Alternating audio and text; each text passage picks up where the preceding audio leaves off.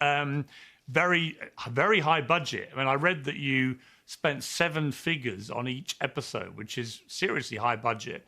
And it looks like it. It's exciting to watch. A lot of it's set in Britain, of course, which pleased me enormously. For those who are not really aware of it yet, what's your short sales pitch for why they should watch it?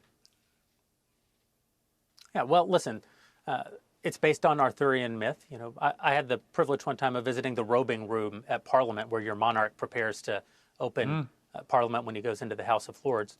And I was struck by the fact that the room is surrounded on all sides by these beautiful wooden reliefs from Arthurian myth. And it occurred to me, well, isn't it an amazing thing that when the actual monarch of Britain is about to perform their constitutional duty, they first surround themselves by the sort of idyllic, platonic version of their role. That's what Arthur is. He's the Western king who should be.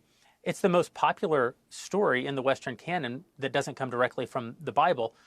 It's enduring for a reason, and it's always been a story about who we are, about what Christianity is. And I think that as we drift away from those myths, as we tell them fewer and fewer times, or as we tell them in more and more secularized versions and abstract them away from the actual messages that they contained throughout the centuries that we've been telling them, we lose an important part of our identity.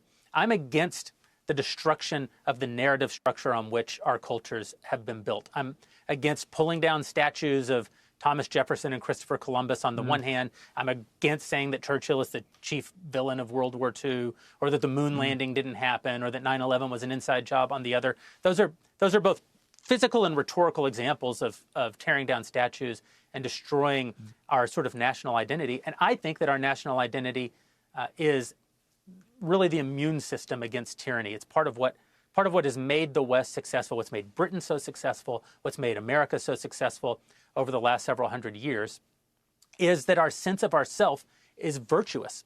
We don't always act in accordance with our sense of ourselves. We don't always behave virtuously, but we aspire to virtue. That's what the Arthurian legend is to me. I think Stephen Lawhead captured it beautifully in his novels, which I read as a teenager. I've wanted to bring these to the screen every day since then.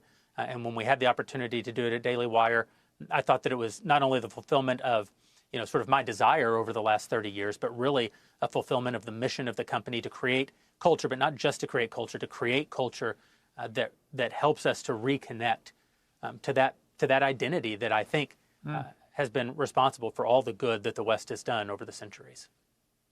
Yeah, I completely agree.